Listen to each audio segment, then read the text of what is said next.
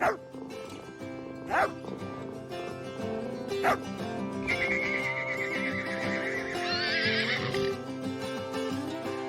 suis Laure Bonatti et je suis Mathilde Guillon et nous sommes toutes les deux vétérinaires, consultantes en médecine du comportement. Bienvenue sur Vétologie, le premier podcast francophone consacré à l'éthologie vétérinaire. Bonjour à toutes et à tous, aujourd'hui nous vous retrouvons pour un épisode au format interview. Et on va parler nutrition. La nutrition et la médecine du comportement sont des disciplines qui entretiennent des liens assez étroits. En médecine du comportement, savoir si l'animal mange à sa faim fait partie de nos interrogations pour s'assurer de son bien-être et pour explorer d'éventuelles frustrations. C'est donc important pour nous d'en discuter avec quelqu'un de beaucoup plus compétent que nous sur le sujet. Et on a donc invité la docteure Charlotte Deveau, vétérinaire nutritionniste. Charlotte, bonjour. Bonjour. Tu es déjà autrice de 2 livres sur la nutrition des carnivores domestiques, Croquettes ou pâté qui parle des idées reçues en nutrition et Bœuf ou poulet qui aide les vétérinaires à concevoir une ration ménagère et qui m'a beaucoup aidée personnellement. Tu animes aussi le podcast La truffe dans la gamelle et même si on commence à ne plus avoir besoin de te présenter, est-ce que tu veux bien nous raconter un peu ton parcours ? Bien sûr. Alors moi, je suis sortie de l'école vétérinaire de Lyon en 2012. Et en 2014, je travaillais dans une clinique à la frontière suisse et ils m'ont dit toi qui aimes faire de la nutrition, pourquoi tu ferais pas le CES de diététique canine et féline ? Et heureusement qu'ils me l'ont dit parce qu'en fait c'était la dernière année et donc j'ai participé à la dernière promotion du CES en 2014. Et quand je l'ai fait, je me suis dit mais tout ce que j'ai appris là, c'est des choses que j'aurais dû savoir à l'école, donc je sortais pas de l'école depuis longtemps. Et donc je me suis dit mais il faudrait que tous les vétérinaires sachent ça et c'est ce qui m'a motivée à écrire mon premier livre, donc Croquettes ou pâté sur les idées reçues. Et ça a commencé comme ça, j'ai écrit un livre et puis je me suis dit mais quand même il faudrait que tous les vétérinaires le sachent, donc j'ai commencé à faire de la formation et à faire de la vulgarisation scientifique sur les réseaux sociaux. Donc aujourd'hui voilà, je suis formatrice, autrice, toujours, je continue à écrire des livres et je fais de la vulgarisation scientifique, donc à destination à la fois des professionnels et du grand public sur les réseaux sociaux, Facebook, Twitter, Instagram, un petit peu LinkedIn. Voilà. Et on sait que toi, tu es une fervente défenseuse des croquettes, qui sont quand même l'alimentation principale de la plupart des carnivores domestiques. Et est-ce que tu peux nous raconter depuis quand on donne des croquettes et comment on s'est mis à donner des croquettes à nos animaux domestiques, chiens et chats ? Oui, alors je suis pas spécialement une fervente défenseuse des croquettes, je les utilise, mais si les propriétaires veulent donner de la ration ménagère ou du barf, je les accompagne aussi. C'est juste que la majorité en fait des animaux sont nourris avec des croquettes et que elles ont l'intérêt d'avoir un impact écologique plus réduit que les 2 autres modes d'alimentation. Et comme je suis plutôt une fervente écologiste, c'est vrai que j'ai tendance à mettre en valeur cet aspect des croquettes. Alors comment ça a commencé ? Alors j'ai appris ça grâce à Pet Food Review. C'est une ASV nutritionniste, je ne sais pas si ça se dit, mais une ASV qui fait la nutrition, qui travaille beaucoup sur le pet food et qui m'a donc appris l'histoire du pet food. En fait, ça a commencé beaucoup plus tôt que ce que je pensais. Ça a commencé en 1860. C'est un Américain qui était au Royaume-Uni et qui a vu les chiens des quais de Liverpool qui mangeaient des biscuits, les biscuits des marins. C'était des biscuits à la farine, au sel, super dur là. Et il s'est dit tiens, je vais fabriquer des biscuits pour chiens. Donc il les a fabriqués et il les a vendus chez lui aux US et principalement aux gens qui faisaient de la cynophilie, donc des expos canines. C'était la mode, c'était un loisir à l'époque d'avoir des chiens et de faire des expos. Et donc lui, il a ciblé ce public-là qui était donc plus attaché à ces chiens que les gens qui avaient un chien purement utilitaire. Il a commencé à leur en vendre à eux. Après, il y a eu des biscuits qui se sont développés pour des lévriers de course. Et chose que j'ignorais, pendant la Première Guerre mondiale, ils ont fabriqué des millions de biscuits pour les chiens de l'armée américaine. Après, les biscuits sont arrivés, les conserves, vers 1920. Mais quand il y a eu la guerre, les conserves étaient en fer blanc et le fer blanc, ça servait aussi à faire des munitions. Donc ils se sont dit que c'était quand même plus prioritaire de faire des munitions que des conserves pour chiens, donc ils ont un peu arrêté. Et le pet food tel qu'on le connaît nous maintenant, donc les croquettes, elles sont arrivées dans les années 50. Et c'est Purina, qui à l'époque était une entreprise qui faisait de l'alimentation pour les animaux de ferme, qui a développé le procédé d'extrusion qui permet de faire des croquettes. Donc c'est ce qui fait que ça ressemble à un choc à pic, le truc qui croustille. Et il a lancé la première gamme avec Purina Dog Chow, qui est une gamme qui existe toujours. Donc c'est comme ça que sont arrivées les croquettes sur le marché. Ok.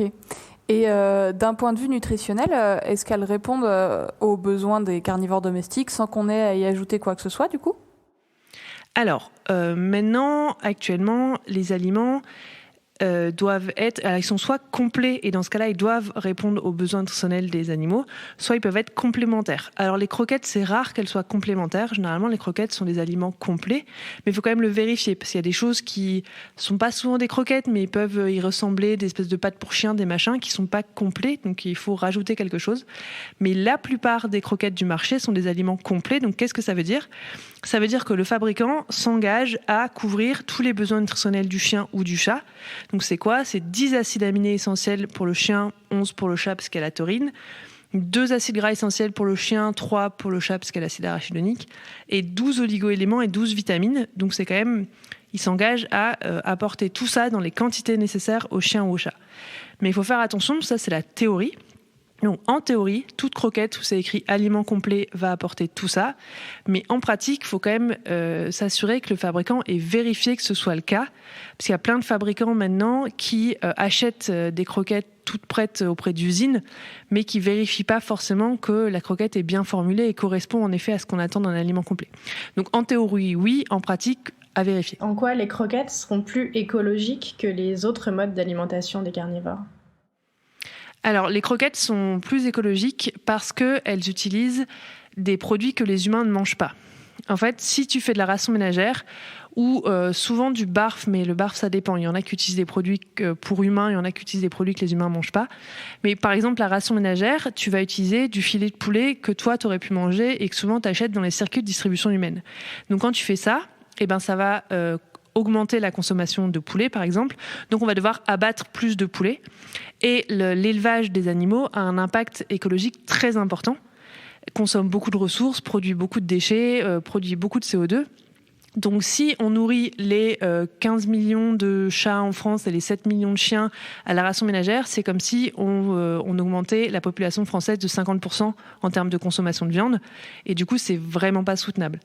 Alors que les croquettes, elles utilisent ce que nous, on mange pas pour des raisons purement culturelles. Parce qu'en fait, je sais pas si vous mangez encore des rognons, de la langue, du cœur, du foie. Mathilde et moi, on est végétarienne, donc on n'est pas un bon exemple voilà. pour toi.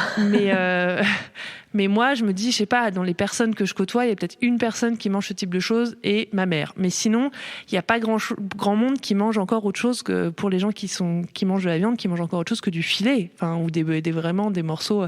Donc il reste tous ces morceaux-là qui sont nutritionnellement intéressants, mais juste pour des raisons culturelles, on les mange pas. Et ces morceaux-là, faut les recycler, c'est-à-dire que sinon on les a sur les bras et il faut en faire quelque chose. Donc ils peuvent être expédiés dans d'autres pays, bien sûr. Mais ils peuvent aussi être utilisés pour le pet food. Et donc, on considère que comme ces morceaux, c'est pas pour eux qu'on a élevé l'animal, ils ont une empreinte sur l'environnement qui est faible parce qu'en fait, du coup, ça fait que avec le pet food, aucun animal n'est abattu pour le pet food. Alors qu'avec la ration ménagère, pour avoir les 2 filets de poulet, il faut abattre un poulet, quoi. Donc, il y aura un animal qui sera abattu pour nourrir son chien ou son chat à la ration ménagère, alors qu'en pet food, ce sera du recyclage de ce que nous, on mange pas, donc il n'y aura pas d'animal qui sera abattu pour ça. Ok, merci pour ces précisions. Aujourd'hui, ce qu'on voulait évoquer, c'était aussi les courants de pensée qui consistent à vouloir nourrir comme la nature, comme on dit. C'est sûr que c'est tentant de vouloir faire revenir nos animaux à leur nature profonde. Effectivement, il y a encore, tu le disais, quelques dizaines d'années, nos animaux ne mangeaient pas de croquettes, mais ça fait quand même un peu plus longtemps que ça qu'ils ne sont plus totalement livrés à eux-mêmes pour trouver à manger. Et en plus, quand on parle des chiens et des chats, d'un point de vue éthologique, on a 2 profils assez différents. Le chat, lui, il va chasser et il va manger plusieurs petites proies par jour. D'ailleurs, certains chats continuent à chasser, même quand la gamelle est pleine. Ce qui montre que la prédation répond à un autre besoin que celui de manger uniquement. Et Charlotte, pour le chien, donc le chien féral, est-ce qu'on sait ce qu'il mange ? Est-ce qu'on a des données sur son régime alimentaire lorsqu'il est livré à lui-même ?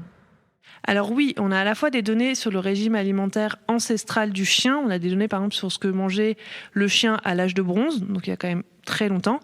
Et c'est la même chose que ce que mange aujourd'hui le chien féral. Donc le chien, dans la majorité du globe, est livré un peu à lui-même. Donc il est à la fois nourri par les humains et à la fois il est en liberté, il est livré à lui-même. Et donc ces chiens, que ce soit les chiens féraux ou les chiens ancestraux, ils mangeaient la même chose. Ils mangeaient des restes de céréales donnés par les humains. Donc ça peut être de l'orge, ça peut être du maïs, actuellement en Afrique, ça peut être du millet. Enfin, il y a beaucoup de céréales qui ont été données aux animaux. Ils mangent des selles humaines. Donc en fait, il va dans les latrines, parce qu'il y a beaucoup d'humains encore aujourd'hui dans certains pays du monde, mais aussi à l'âge de bronze, il n'y avait pas de toilettes. Donc les gens faisaient leurs besoins dehors. Donc les chiens mangeaient ça. C'était 20% de leur régime alimentaire, c'est de manger des selles. C'est une bonne source de protéines. Ils mangeaient aussi des carcasses. Et ils chassaient, mais alors c'est pas ce qu'on imagine, ils chassaient pas l'élan comme on imagine, ils chassaient plutôt ce que chassent les chats aujourd'hui, donc des petites proies, des souris, des rats, des choses comme ça. Donc au final, le régime du chien ancestral, c'était des céréales, des crottes, des carcasses et un peu de chasse de petits rongeurs. Et actuellement, on va rajouter les poubelles, qui n'existaient pas à l'époque, mais les chiens vont faire les poubelles et manger un peu tout ce qu'ils trouvent. Donc ça, c'est le régime naturel, entre guillemets, du chien, si tant est qu'on puisse considérer que le chien soit naturel, parce qu'en fait, le chien a été créé par les humains. Et donc, c'est pas. Je pense que la nature, si elle avait eu son mot à dire, elle n'aurait pas créé le bulldog français. Donc, je pense pas qu'on puisse encore dire que le chien est naturel. En revanche, on a un régime du chien livré à lui-même, mais qui est pas un régime qui fait rêver les gens. Souvent, quand on pense à la nature, ça nous fait rêver. C'est grand-mère feuillage, la nature, c'est beau, c'est doux, c'est merveilleux. Et là, quand on dit, ouais, mais en fait, dans la nature, ils mangent des crottes, tout d'un coup, la nature, ça attire quand même beaucoup moins. Et on a souvent d'ailleurs l'idée que dans la nature, les animaux ils trouvent tout ce dont ils ont besoin et qu'ils se nourrissent de manière complètement équilibrée. Du coup, est-ce que c'est le cas ? Est-ce qu'un régime naturel, entre guillemets, répond aux besoins des animaux ? Alors, oui et non, c'est-à-dire que, par exemple, l'exemple du chat est assez intéressant. Pourquoi le chat, il continue à chasser ? Parce que le chat est tellement exigeant nutritionnellement que pendant très longtemps, l'humain n'a pas été capable de subvenir à ses besoins. Donc jusqu'à très récemment, jusqu'à le développement du pet food et que le pet food ait eu un peu de temps pour se développer quand même, donc on ne savait pas nourrir un chat, nous, c'est-à-dire que le chat en appartement, on ne savait pas le nourrir. Et donc les chats qui ont survécu, c'est les chats qui ont continué à chasser. Donc on a sélectionné cette capacité des chats. Les chats qui chassaient pas, ils se reproduisaient moins parce que leurs besoins étaient pas couverts. Et donc on a sélectionné des chats qui continuaient à chasser, contrairement au chien, qui est beaucoup moins exigeant nutritionnellement et qui se contentait de ce qu'on lui donnait et qui s'est reproduit comme ça. Et il n'y a pas eu de souci. Donc oui, le régime naturel du chat, notamment, chasser des proies, couvre ses besoins nutritionnels, mais il faut se dire qu'on n'a pas le même but que la nature. Donc la nature, ce qu'elle veut, c'est que le chat il survive, il se reproduise, il dissémine ses gènes, mais après, qu'il vive 15 ans en bonne santé, qu'il ait pas de tartre, qu'il sente bon, qu'il ait un beau poil, la nature, ça, elle s'en fiche. Donc on n'a pas du tout le même but qu'elle. Donc oui, le régime naturel du chat va couvrir ses besoins pour qu'il puisse se reproduire. Mais au final, si on étudie aujourd'hui la composition d'une proie, on va se dire « Oh là là, mon Dieu, ça correspond pas tout à fait à ce que la science a donné comme besoin pour que le chat soit en meilleure santé possible. » Parce que la nature, ça, elle a pas cette notion de meilleure santé possible. Elle s'en fiche un peu. Elle veut un chat qui fasse beaucoup de bébés chats et c'est tout. Donc voilà, la nature, ça peut être un bon modèle, mais il faut quand même se dire « Est-ce que j'ai le même but que la nature ou pas ?» Et en l'occurrence, souvent pas. Comment on connaît la constitution d'une proie ? Parce qu'il y a des gens qui analysent une proie, donc qui prennent une souris et qui l'analysent comme on analyserait une croquette. Je suppose qu'ils font des trucs très sympathiques, genre ils broient la souris et après ils l'analysent. Ok, d'accord. Je précise qu'elle est morte avant d'être broyée quand même. Oui, j'espère aussi. Je me suis toujours posé la question de comment on savait ce qu'apportait une souris au chat, mais ok. Du coup, ce que tu veux dire, c'est qu'à moins de se lancer dans l'élevage de souris ou de cultiver une décharge à ciel ouvert pour son chien, ça semble difficile de se rapprocher du régime entre guillemets naturel. Et comme tu dis, c'est pas vraiment des animaux qui sont faits par la nature. Et d'ailleurs, c'est pas forcément souhaitable non plus de leur fournir ce régime-là, même d'un point de vue nutritionnel. Tout à fait. Et autre point de l'alimentation, pour nous c'est évidemment important parce qu'on fait de la médecine du comportement et on se demande ce que toi tu conseilles pour répondre aux besoins comportementaux liés à l'alimentation des chiens et des chats. Alors pour le chat, comme tu l'as dit, il a vraiment un besoin de chasser indépendant du besoin d'être nourri. Donc on peut nourrir un chat, il a quand même besoin de chasser sa nourriture ou autre chose d'ailleurs. Mais du coup, il y a un besoin d'être nourri et un besoin nous on va considérer que c'est un besoin de jouer, mais pour lui c'est un besoin de chasser parce qu'on a sélectionné ce comportement. Donc vraiment, il en a besoin. Donc soit on nourrit son chat de façon, il a juste les croquettes à disposition, mais dans ce cas-là, il faut beaucoup jouer avec lui. Soit, si on est fainéant, on fait les deux d'un coup et on prend une gamelle qui l'oblige à chasser ses croquettes. Donc ça a l'avantage d'assouvir son besoin de chasser. Il faut qu'il joue avec sa patte pour réussir à obtenir ses croquettes. Et en plus, ça a aussi l'avantage de favoriser la satiété, parce qu'en fait, on ralentit la prise alimentaire. Il ne peut pas se goinfrer comme on voit parfois. Le chat, il a sa gamelle bien remplie et il va tout manger d'un coup. Il va faire un gros repas et il va se goinfrer. Tandis que quand chaque croquette, il faut la chasser avec sa patte, on dit qu'on augmente le coût de la prise alimentaire. Donc moi, pour expliquer aux clients, je leur dis, c'est comme si, moi, vous me donnez un paquet de tucs dans le canapé, je vous mange le paquet de tucs. Si vous me dites, pour chaque tuc, tu dois faire 3 fois le tour du canapé à cloche-pied, je vais dire, ouais, bon, je pense que 3 tucs, on est bon. C'est un peu le principe. Et c'est de dire au chat, tu peux avoir des croquettes, il n'y a pas de souci, on a plein, mais il faudra bosser un peu pour chaque croquette. Et donc, ça va éviter qu'ils se goinfrent. Et donc ça, c'est pas mal parce qu'on a quand même un gros problème d'obésité chez les chats, surtout les chats qui restent en intérieur et qu'on stérilise pour leur santé, mais du coup après ils sont à risque de prendre du poids, et donc les empêcher comme ça de se goinfrer, c'est quand même à la fois un avantage pour leur santé et en même temps ça répond à leurs besoins de chasser. Donc souvent chez les chats, moi je dis tout chat qui a une litière devrait avoir une gamelle anti-glouton. Parce que les chats qui sortent, à la limite, ils peuvent assouvir leurs besoins de chasse autrement. Les chats d'intérieur, si les propriétaires jouent pas suffisamment avec eux, ils vont vraiment être frustrés sur ce point. Et en plus, ils vont avoir des risques s'ils s'ennuient de trop manger. Donc, avoir une gamelle où il doit chasser ses croquettes, pour moi, pour le chat, c'est très important. Et sachant qu'on peut ajouter aussi que ces chats-là qui ont un besoin de prédation important, s'ils ne peuvent pas chasser leurs croquettes ou chasser des jouets, ils chassent le propriétaire, qui est la seule chose qui bouge dans la maison. Et donc on se retrouve avec des agressions sur le propriétaire qui sont en fait au départ de la prédation. Donc raison supplémentaire pour utiliser des gamelles anti-glouton chez le chat. Tout à fait. Et pour le chien, souvent...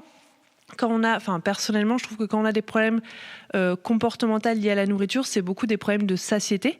Donc des chiens qui ont toujours faim. Alors ça peut être soit des races comme les labradors, évidemment, on pense à eux, qui ont un appétit surdéveloppé, qui ont parfois des mutations des gènes de la satiété. Ça a été montré que dans certaines lignées de labrador, ils ont des mutations de gènes et ils sont très motivés par la nourriture. Mais en plus de ça, ils ont un métabolisme qui fait qu'ils ont tendance à grossir avec rien. Donc c'est vraiment très injuste d'être un labrador.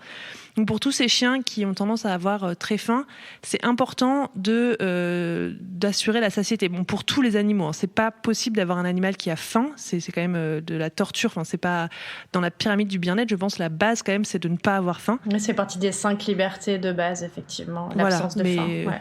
Moi, personnellement, je tolère très mal la faim, donc je compatis beaucoup avec ces animaux. Donc pour moi, la première chose, c'est déjà de choisir une croquette qui va être peu calorique pour pouvoir en donner assez. Parce qu'il faut savoir qu'actuellement, avec la mode des croquettes sans céréales, c'est souvent des croquettes très caloriques. Donc soit, si on veut pas que l'animal grossisse, on va rationner, mais du coup, il aura une toute petite quantité et il va avoir faim.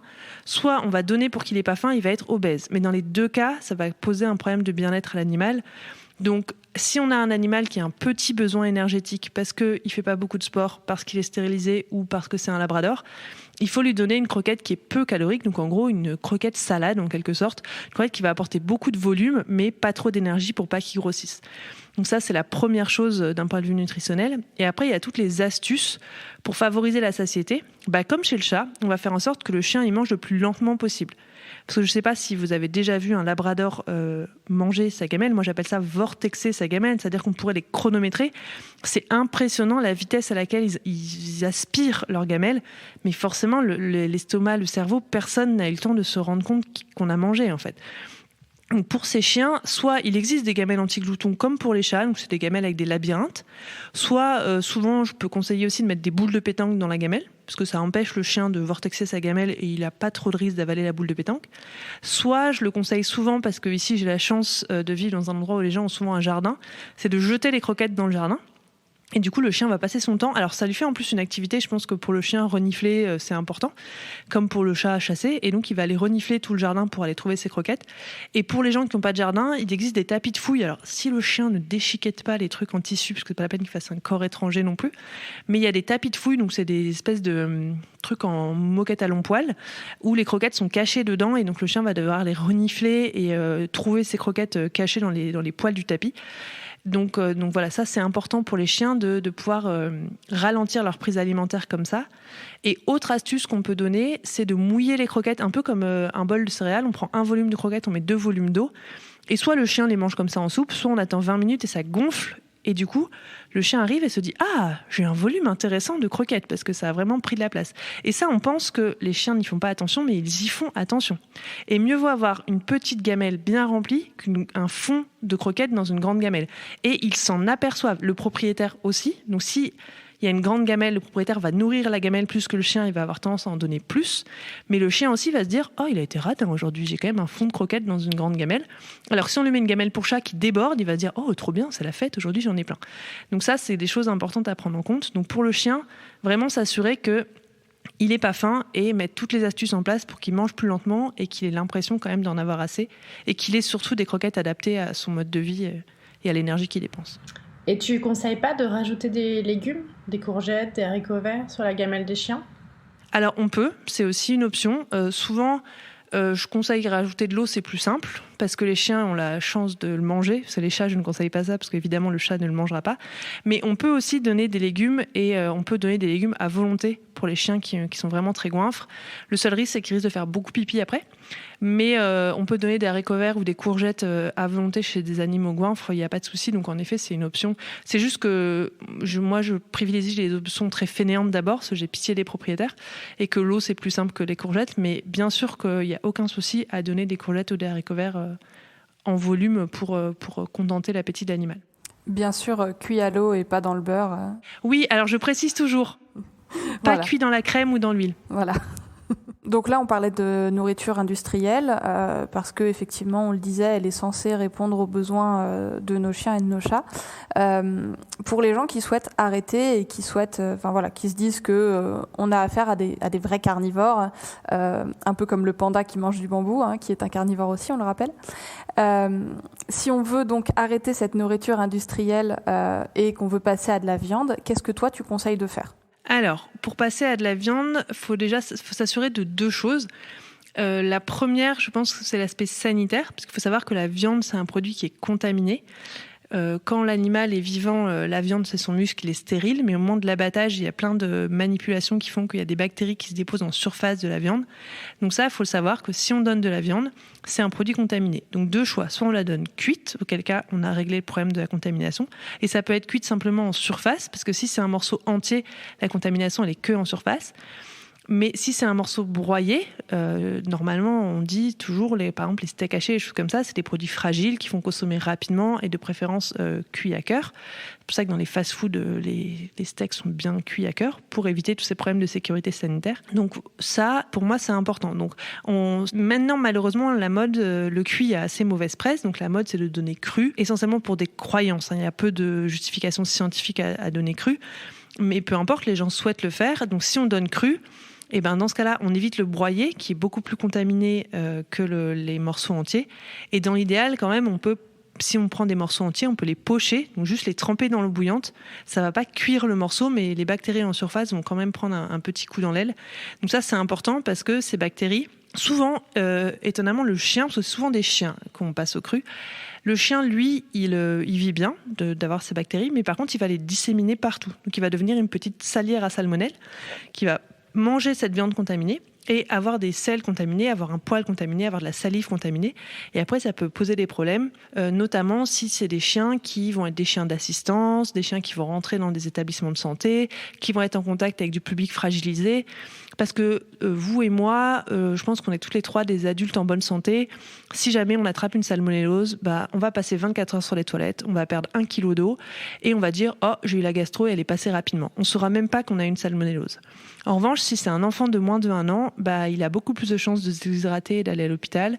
C'est une personne âgée, une personne fragile, immunodéprimée, donc des gens qui ont eu des greffes, des gens qui ont eu des chimiothérapies, des choses comme ça, ou les femmes enceintes, c'est des personnes plus à risque. Et chez elles, les salmonelloses, entre autres, ça peut être des Escherichia coli entérotoxiques, des listérioses, il y a des tonnes de choses, des campylobactères, des clostridium, enfin vraiment une variété assez large.